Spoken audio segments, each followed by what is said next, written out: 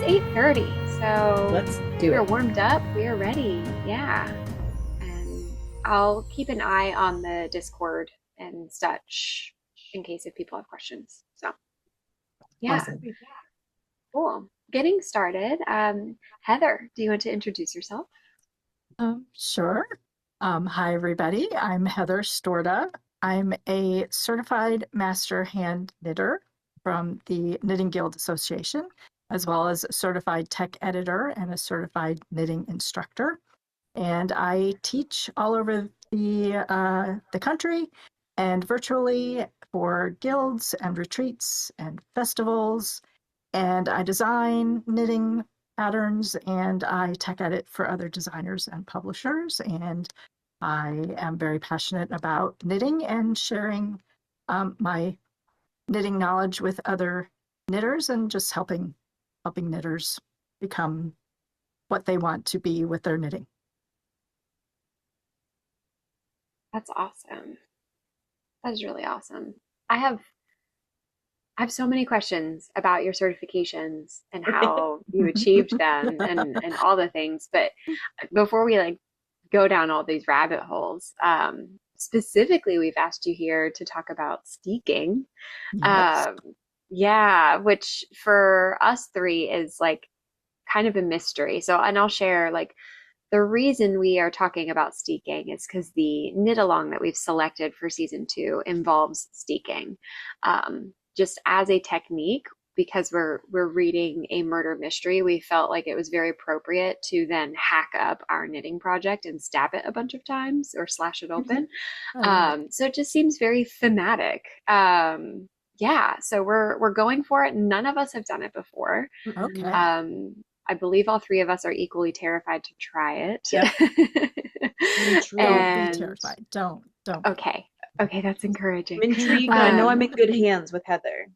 I And know it, right? That's how I feel too.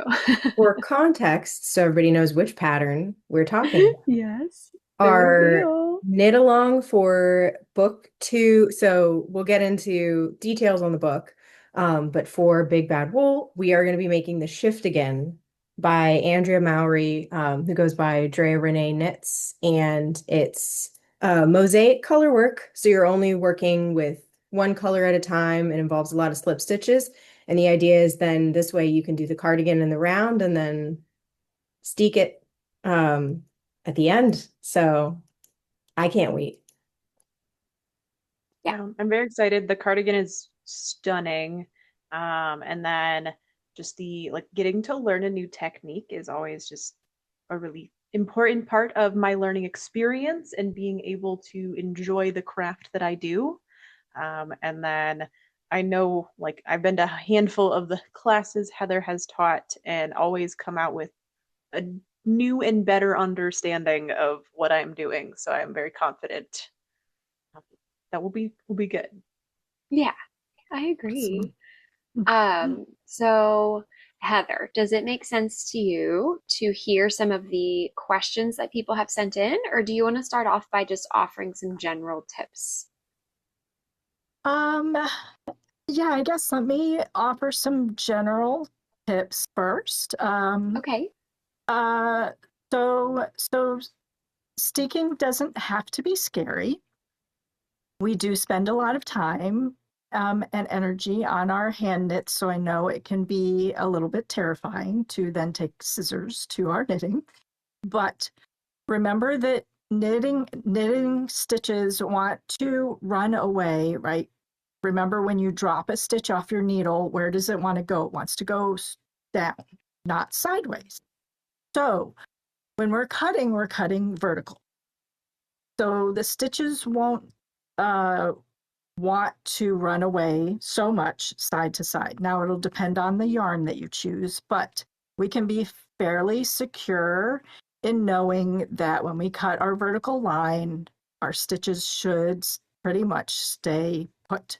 So there's, even without reinforcing to some degree.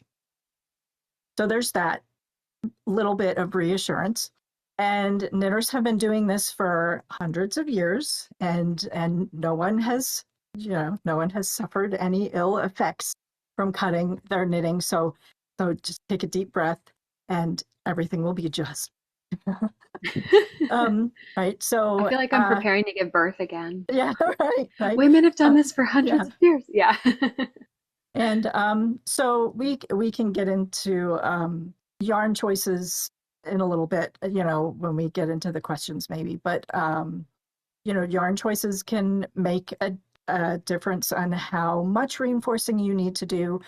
And yeah, but overall, it's everything will be okay. And if you want some reassurance, you can do a very small little swatch to practice in one color or two color pattern or whatever, or as your gauge swatch, and reinforce how you plan to reinforce, and cut it as kind of a trial run practice, and just to kind of get your feet wet before you actually are cutting your hundreds of hours Yes. invested in your sweater.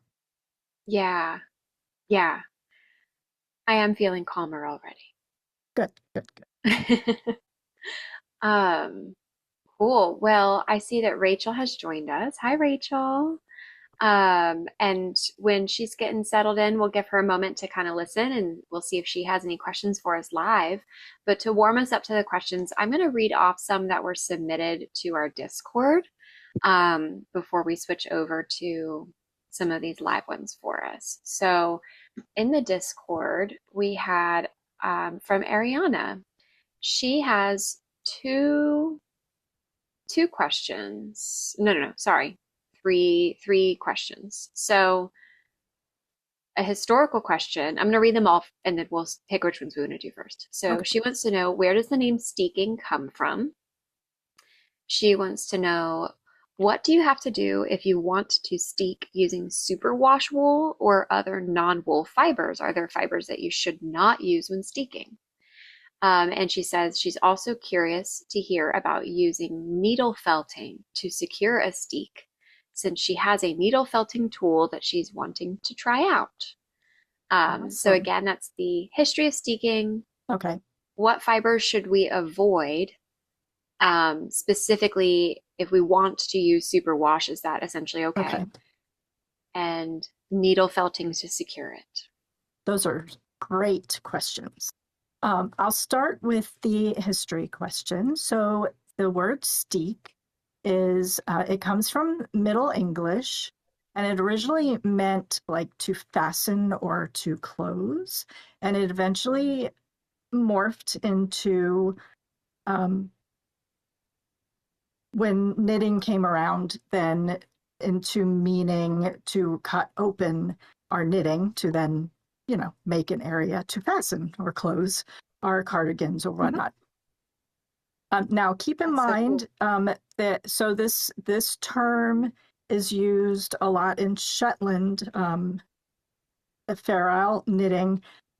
There is also a term called steek used in Shetland in reference to lace knitting, and so this does not mean to cut at all. So if you're ever learning some lace knitting techniques and you come across the word steek, don't freak out.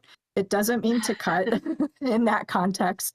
It's a lace panel, a specific kind of lace panel in the Shetland tradition. I can see that being a very different lace work if you cut that versus we stock that. don't really want to be cutting our lace. But yeah, so steek is both a noun and a verb.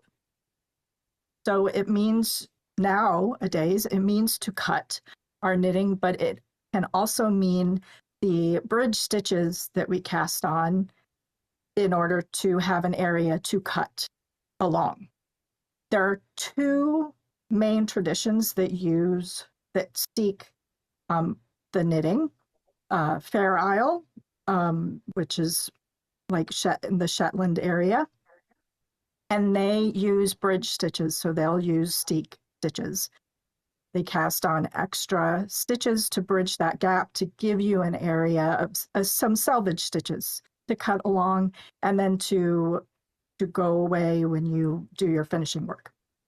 There is also a Norwegian colorwork knitting tradition that cuts the knitting for cardigans or armholes.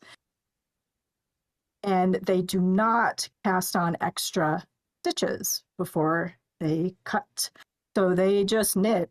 They just knit the sweater in the round, no planning whatsoever of where the spaces are that are going to be cut until the end. And then they machine reinforce on either side of where they plan to cut, and they cut, and then the knitting goes away and becomes the selvage. So you lose some of the knitting because it has to become the selvage.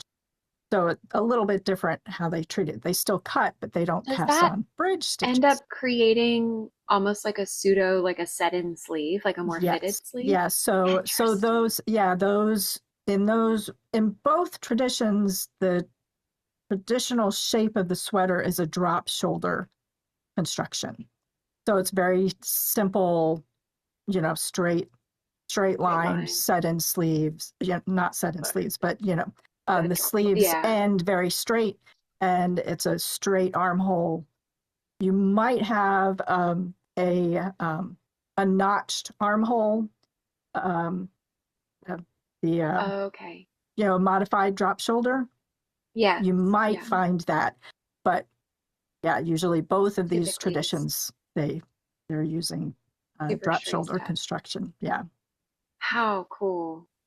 And so I know there's a lot of other questions that Ariana asked, but to kind of keep us in a semi-linear thought process, why might we use steeking? Why would I use that versus just like knitting back and forth or knitting in the round? Or Sure. So typically the items that are steeked are things worked in color work. So you're using two colors, you're holding them along both at the same time as you're knitting, and that knitting is typically easier to do in the round. Now, you can do Fair Isle flat or stranded colorwork flat, and there are knitters who will do that, and then you don't have to steek at all. You will work flat pieces and seam them as a normal seamed sweater. But usually for speed, especially, so a lot of the Shetland knitters that were knitting for production, they were aiming for speed. They were trying to produce as many sweaters as they could, as quickly as they could. So they were wanting to go fast. So you just knit in the round, in the round, in the round. It's so much faster. And then you just cut the opening. So when you're knitting in the round, a sweater, if you want a cardigan, you need to cut up the front. If you need armholes to put our arms through, you have to cut the armhole spaces, and then you would need to cut a neck opening. If you were going to do a different neckline. Yeah. And you can use these techniques when knitting with a single color. If you prefer to knit in the round and don't like knitting flat, work your single color sweater in the round and use steeking. You don't have to hold it only to color work technique.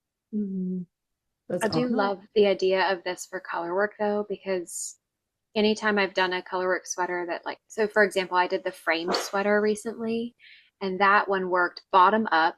So when you reach the armholes, you split for your arm openings.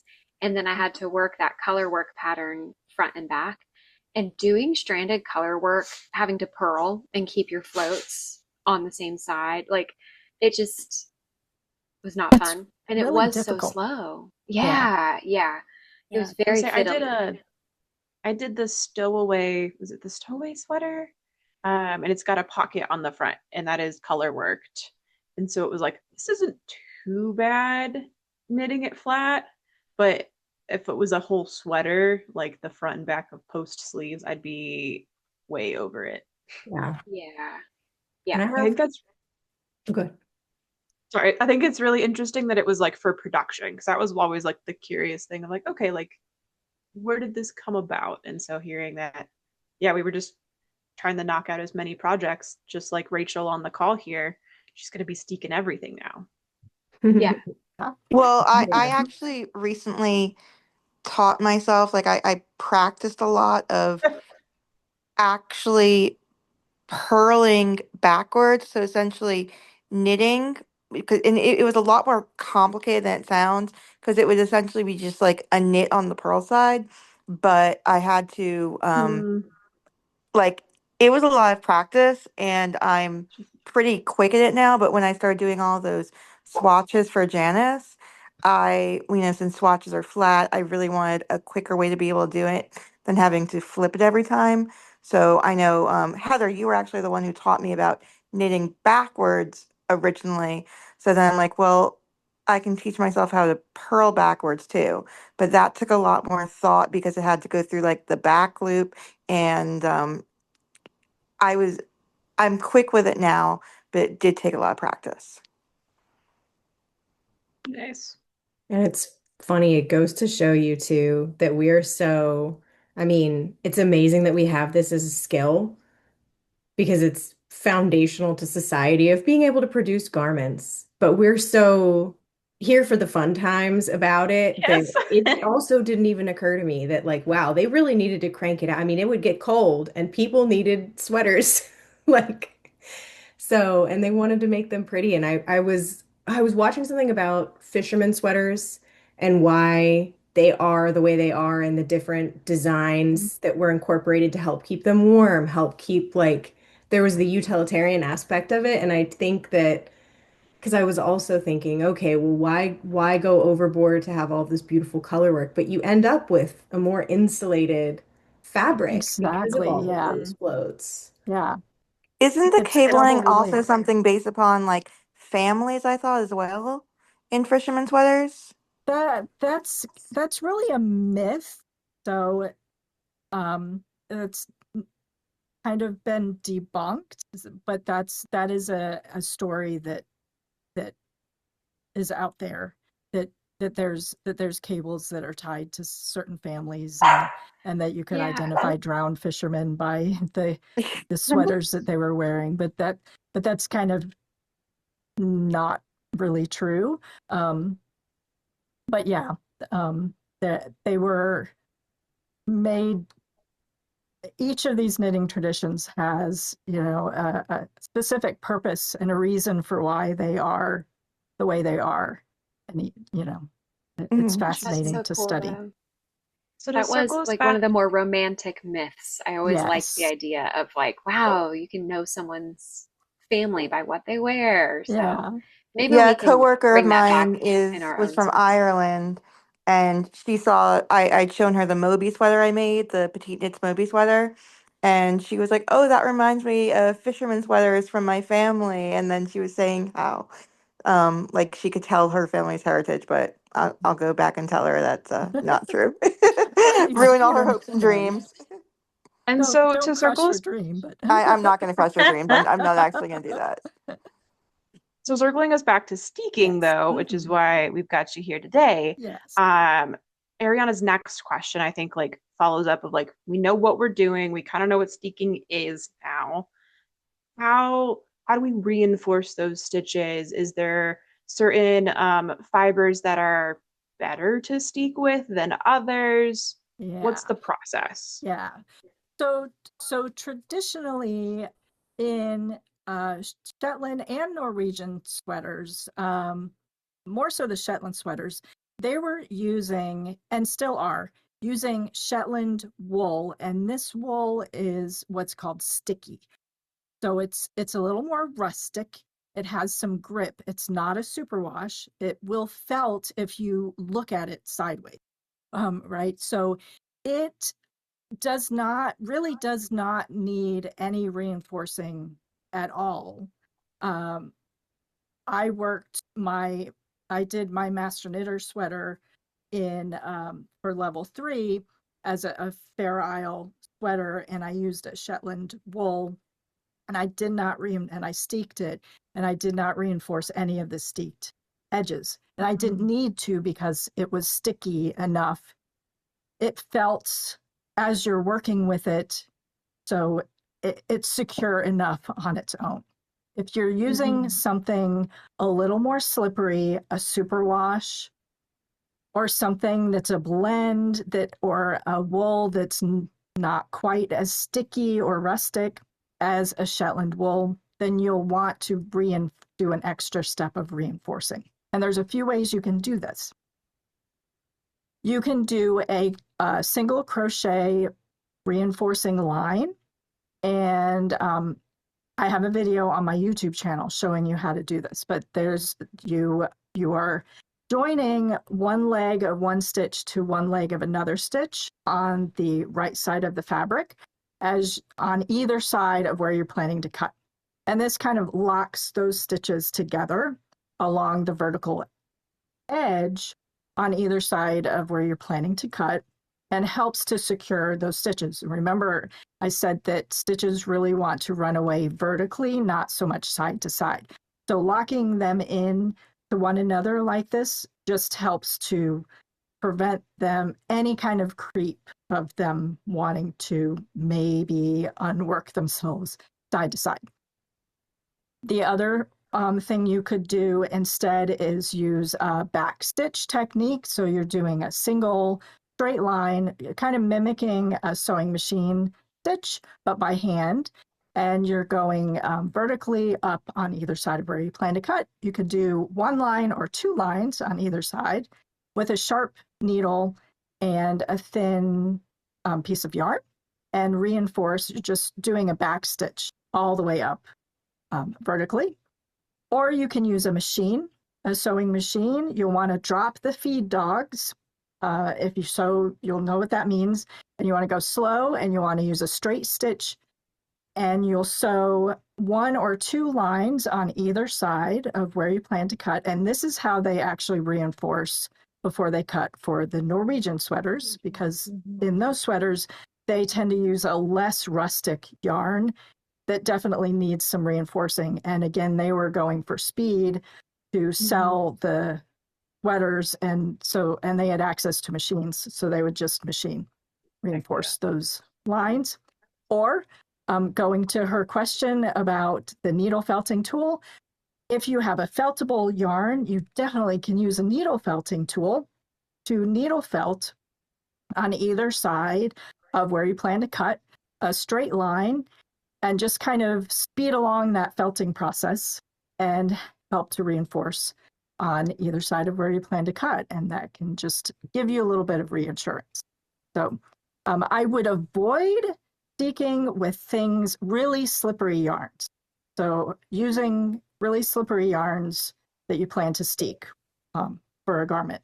So cottons, like a mercerized cotton or a silk or rayon, something really slinky, that where a reinforcing is not going to be, even a reinforcing is not going to be secure. So I would try to go with, something that can be reinforced. That makes sense. So I have a question. You touched on Ariana's third question already, by the way, so thank you. So the felting tool will work if you have a feltable yarn, right? So so I have two kind of questions. So what technique would you recommend when you need to then pick up stitches to add on to it, right? So like we'll be cutting this open, and then we're going to be adding on a button band or essentially extra ribbing. So in order to pick up stitches after, what is your favorite method for the reinforcement step so that that doesn't become fiddly after the fact? And then my second question that might tie in is, what is also your favorite method that involves like capturing the floats to be able to cut? Like you mean like in the steek? In the steek, yeah. So like, because we'll be reinforcing. Yeah, so this shift again has color work going on. So I imagine that we're going to be cutting through areas that have a float. Okay. And Katie's maybe. I was looking at no, you no. Okay. Said it correctly. You're right. I'm just silly. I was like, no, it's a run of your main color, but then there Yeah. would be theoretically like a float Yeah. behind Yeah, it. Yeah, that's there So what, might be floats. yeah. And I don't know how long those floats are, but let's say we have a run of, 8 to 10 stitches that are unworked with a fairly long float. How would we manage those floats during the reinforcing and the actual steeking process? Um, and like, how does that look once you're picking up to do your button band and everything Yeah. afterwards? So usually so the steeked area, you'll be casting on, so I'm assuming the pattern is using bridge stitches. So using steek as a noun and giving you some extra steek stitches in an area to cut. And when you have those extra stitches, so you'll at some point you'll cast on extra stitches, and typically it's an odd number of stitches so that you have a middle stitch to cut along. Makes it easy to see where you need to cut. And I like to do a stripe. So you'll be alternating when you have two colors that are going across that steek. You'll be alternating the color that you're using in the steek so that you're locking, there'll be no floats inside the steek.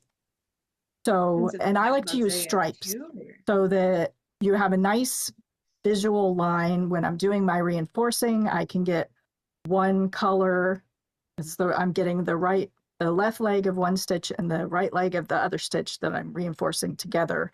And one leg will be one color and one leg will be the other color. Makes it really easy to see where I need to reinforce with my crochet hook when I'm doing a crochet reinforcement.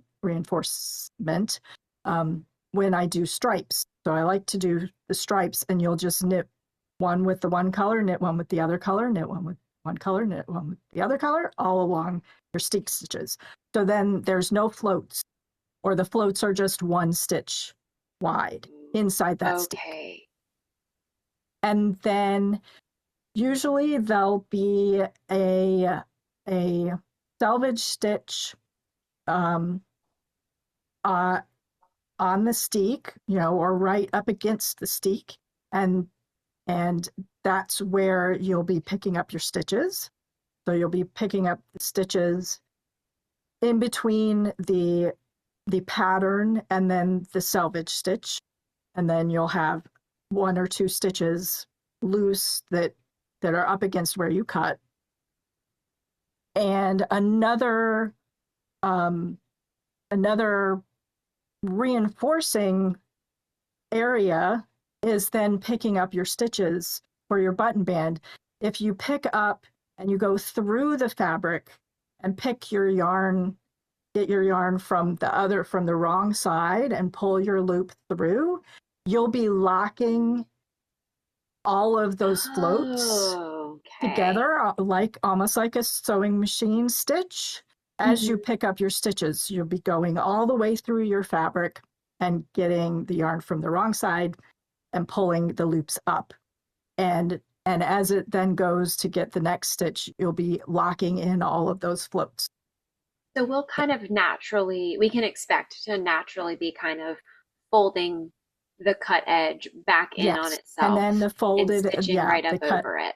Yeah, okay, yeah, that and sounds then cool. you can, so you'll have a cut, then the cut edge wants to roll inside. And if you don't like how it looks on the inside, you can use a ribbon and tack it down to cover up the cut steeked edge, to pretty up the inside if you want, or you can just trim the fuzzy bits that are left from your initial cutting and tack down the steeked selvage edge. There's multiple ways to just kind of pretty up the inside, but you don't have to, because no one will see it unless you open up your cardigan and show everyone your steeked Look at my insides. edges. Yeah. But but there are ways you can pretty up the inside too if you want to. Okay, so I don't think I realized that we would be able to expect the pattern to have a section written in of just like, and here's where you're going to cut. And then, so it's like color work all the way around with a gap color work around with a gap, and that sounds so much easier already. Sorry, guys. My doggo just got spooked. That just sounds so much easier already than what I think I was expecting. Especially hearing the history, I was expecting we would just be straight up doing color work around and around and around, and then having to cut through color work, and that scared me a lot. See, I I've have a very like trust the process of like the pattern will tell me what to do. I don't know what's going on. We'll figure it out when we get there. Yeah. And you I'm here. You are can amazing. ask me if you run into problems. Yeah, that is good. Yeah, no, I am much more of a let's imagine the worst case scenario and lean into that and stress ourselves out before anything happens. Like, you mentioned ribbons, and I have a question about the button band because this is also going to be my first cardigan. So I'm excited. And I saw a tip on the social medias that you could do a button band that instead of it just being a single knit panel, it was almost like the style of like a folded collar, like it was more of making a tube, Mhm. and they Double put knit. a ribbon inside of the button band. Yeah. And so then when they were adhering the buttons, they were actually adhering them to a ribbon, which was less stretchy and less mobile than the actual knit fabric was. And it gave it more stability. It gave it more like longevity. Is that something you've ever done and would recommend for a project like this? I've not done it myself, but I think it's an excellent idea. And yes, if you can get it to work, then it would be great for some, especially with um, a heavier sweater that's going to have a lot of wear. That anything you can do to help reinforce those buttons that are going to be, you know, getting Stretched taken on and around and off and pushed stretched. around. Yeah. Yeah. Yeah. I think it's an excellent idea. Awesome. Might try it. I'd seen that too, and I was very interested. So I'm glad you asked because it is also my first knit cardigan. And so I'm very excited to, again, I love a cardigan. I'm surprised it's taken me this long to do another cardigan. Yeah. They're exclusively my wardrobe at work. Um, Same. Yeah. Yeah. and so yeah, Will so be very good. excited. And then having a little button band, I don't know, getting to play and dress up and again learn new things, like we said. Yeah. So, Heather, can I ask you, you mentioned when you were telling us that full description about um like crocheting your chain up the sides. Is that your preferred method? Is the crochet reinforcing? Yes, if I'm using a yarn, typically I'm using a Shetland type yarn where I don't need to do any reinforcing. But if I'm not, then yeah, I prefer to use the crochet reinforcing method. Now, keep in mind that it can add a little bit of bulk to that selvage edge that gets turned to the inside, but it's not terribly noticeable, especially in a cardigan and whatnot. And it might be noticeable in a finer weight yarn, but so for finer weight yarns, I might do a back stitch or a machine sewn reinforcing. But for, a fingering sport worsted weight, I like to use the crochet reinforcement method. Awesome. All right, well then I'm gonna ask a very like personal selfish question. I'm gonna read off my materials to you because I have them here and I want your advice. So I'm gonna be for our shift again, I'm gonna be using Queen City yarn. My main color is going to be the Lotta Super Skein, which Rachel has left the call, but we always joke that this is a child-sized skein because it's like the weight of an actual child if you were to melt a child down into a ball of yarn. It's like one skein is enough for a sweater. It's incredible. But so this is the Lotta Super Skein. It is 100% non-superwash merino and rambouillet blend. And then I'm pairing it with Lottie, which is it's also Queen City yarn. This is a hand spun, variegated, like really beautiful uh, cool skein that I'll be doing for the color work portion. Yeah. And this one is 100% non-superwashed blue face Leicester. So I'm curious about like I have a blend, the Merino Rambouillet blend, and then I have the BFL, but both of them are non-superwash. So what would you anticipate doing for reinforcing?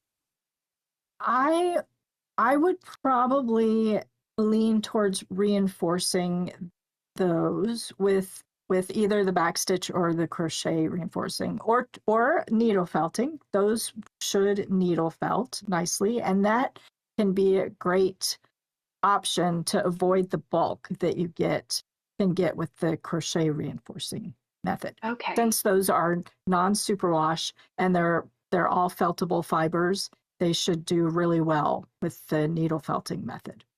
Okay. Yeah. That could be cool to try. But I think they're they're going to be a little more slippery. They're not rustic like the Shetland wool. They're not going to hold together on their own. They're a softer, especially with the merino.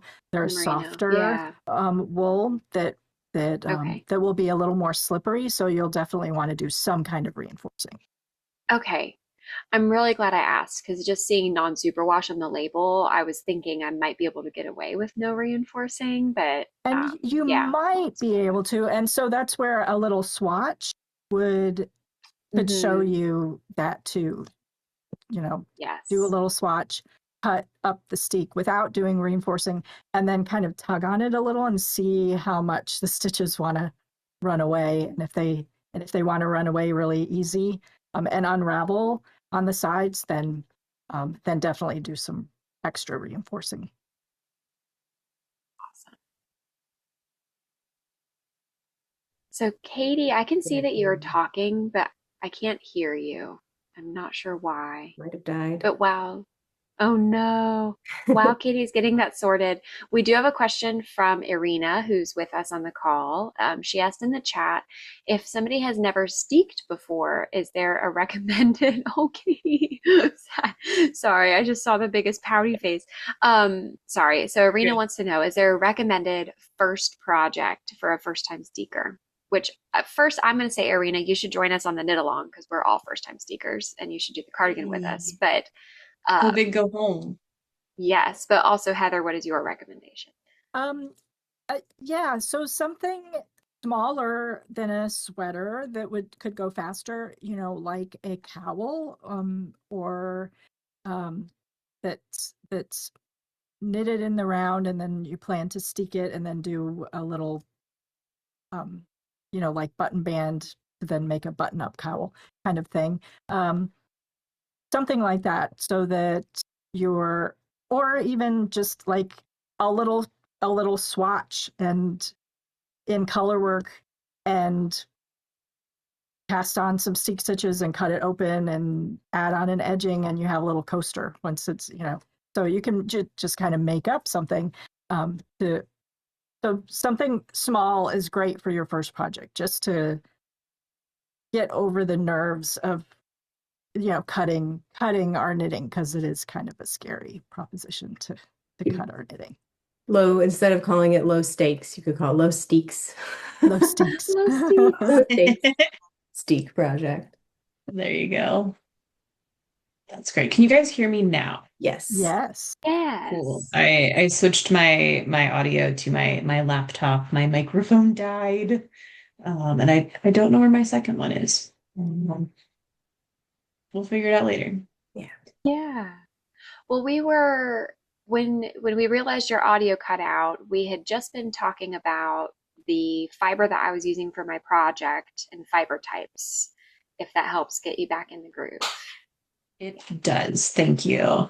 Because that was the question, or sort of answers a little bit of the question I had, which is, how do you know, or like, what is a Shetland wool versus like a merino, which is a much softer, and I know that. And I think Heather, AJ are more qualified to answer that question of like wool types. Yeah, I'm not qualified to ask for this technique. Like, I guess my instinct would be wondering if it's about the micron count,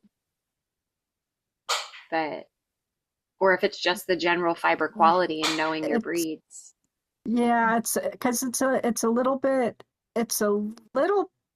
with the micron count, but more I think with the um the kind of the if there's guard hairs present and um I don't even really know the qualities. It's just there's a Is there rusticness, like, right, to Shetland is there wool. specific, like, is Shetland wool, this may be an ignorant question, like a breed of sheep like It's Merino or like Leicester? So Yes, it's yeah. specific to that sheep. It is, yeah. And there are, so Shetland sheep is a specific breed of sheep, and they are found on the Shetland Islands, and there's a whole Mm. kind of regulations around them and what they can be bred with, and if they can be, the genetic material can be taken off the island. And there are some breeds in the U.S. that have some Shetland crosses. So um, there's some other kind of sheep crosses that have similar properties. So in the hand, you're looking for something that's got a little more scratchiness. So it's stuff that you don't want right up against your skin that's super soft. And anything that like you rub it together and it felts, poof, it's felted. That's kind of like the qualities of Mhm. of of Shetland fiber and of Shetland wool. And so um, and there's you can look on Ravelry and see like some of the traditional Fair Isle patterns and look at what knitters have used in their projects to kind of get an idea for then what are some of the yarns that are out there. There's the traditional ones that come from from Shetland itself, Jameson's and Smith and Jameson. But there's others that kind of have similar properties, like Nitpick's palette is another one that has similar qualities. And Yeah. you can just kind of um,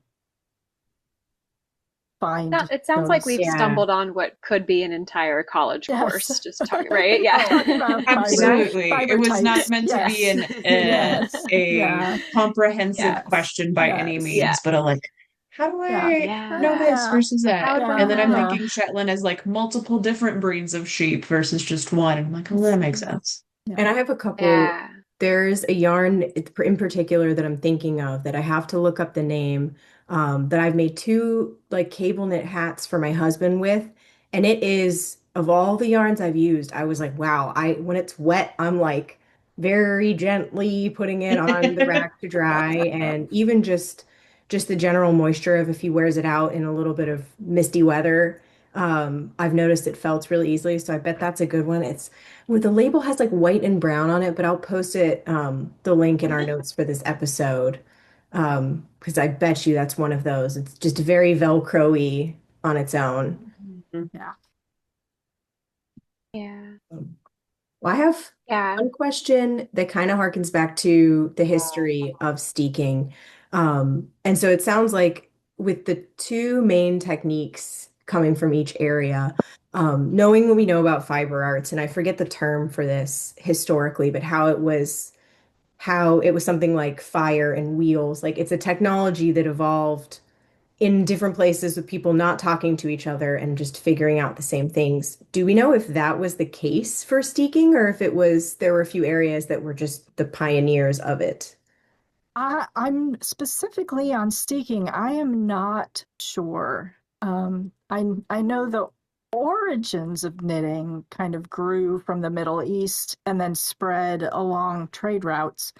But uh, yeah, I don't know if Steeking in like the Shetland Islands with Fair Isle arose kind of first, or because the Norwegian sweaters and Fair Isle sweaters sort of came about around the same time period.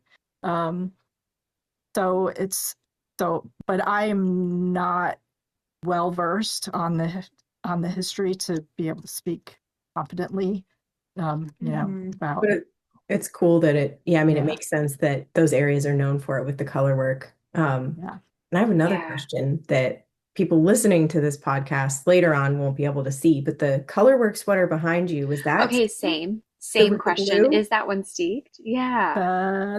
This one. That one, yeah. This one, yes. That's my master knitter sweater.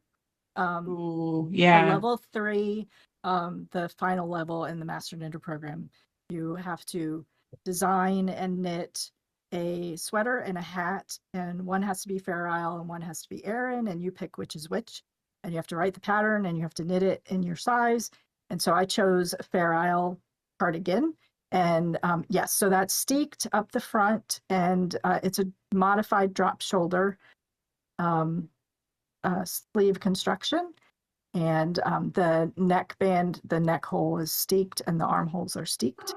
And yeah, I did some fancy finishing for the inside, so you don't see any of the steeked edges. I did what's called a sandwich steek for the cardigan edges, and then I did a more Norwegian tradition of a covered steek edge for the armhole treatments and stuff like that. Because I'm over the top that way, but yeah, so it was a lot of work, but I'm very proud of it. That is so Turned cool. out So thank you. beautiful. You just mentioned one style had to be Aran and one had to be Fair Isle. What's so I think I just know Aran is a type of yarn. Like what is the difference Okay. there? Aran Yeah. is a cable tradition from the Aran Islands. Oh, I have heard And this. Okay, yes. So the and there's a whole traditional sweater construction. If you were to choose an Aran sweater to work, you'd have to do the traditional Aran sweater construction with cables and whatnot. So I chose to do a hat instead, and I had a little more leeway in the construction of the hat, but there were requirements in how many cables I had to use and and how many filler stitches I had to use, and you have to use bobbles and so, but yeah, so I did a cabled hat for my hat design. Awesome. That was awesome. I don't know about you guys, but I feel like a renewed sense of confidence going into this. I wasn't so scared, but I feel like it's something that's going to come when it actually comes down to doing it. That I'm going to be like, okay, okay. But We'll all have to do it in person together. Moral Yes. support. Moral support, yes. And I would say have a small glass of wine, not a large glass of wine, but have a small glass Yeah, of just wine enough. before you do it. And use sharp scissors with short blades and have something underneath the spot where you're cutting, in between the area you don't want to cut and the spot that you're cutting, so you don't accidentally Yeah. cut any of the floats of the layer of your fabric underneath. Makes So I sense. usually use my That's arm or smart. my hand, but you could use a piece of cardboard or something like that. And go slow and it'll be fine. I'm excited, you guys. This is going to be really Yeah. cool. Well, thank you Yeah. so much, Heather. I've learned so much and just again, always excited to learn something new and dive deeper into the whys, hows, and tips and tricks and the knowledge that you have given us. So I just thank you so much for your time and joining us today. You're welcome. Thank you for having Yeah. me. Yeah. Thank you. This has been awesome. And listeners, we had a couple of you hop on and had to hop off during the call, but for those who made it, we really appreciate you being here. For those on the Discord who sent in questions, we really appreciate that. So shout out directly to Ariana and Rachel and Arena for your participation tonight. Yeah, we really love having you guys along the ride with us. And before everybody goes, Heather, where can people find more information about you or tips and tricks or like what's going on in your world? Yeah. Sure. Yeah. So you can find me at my website, which is heatherstorta.com. And I have a YouTube channel. Just search my name, Heather Storta. And I have all kinds of technique videos on there, including crochet reinforcement of a steek. And let's see, I teach at festivals all around the country, and my next teaching gig, if you will, is coming up in July, and I'm very excited. I'm teaching on a 14-day cruise of the British Isles, and very excited about that. That's through Craft Cruises, and there's probably still spots if anyone wants to join me. Yeah, I don't know where I will be after that teaching, but you can always find me online, and I'm happy to answer questions. Folks can email me. You can find my contact info on my website. Awesome. Well, thank you so much. We'll have links and what have you to your website and mailing list and all that stuff in our show notes. Thank you so much for sharing your expertise. Yeah, thank you. Awesome.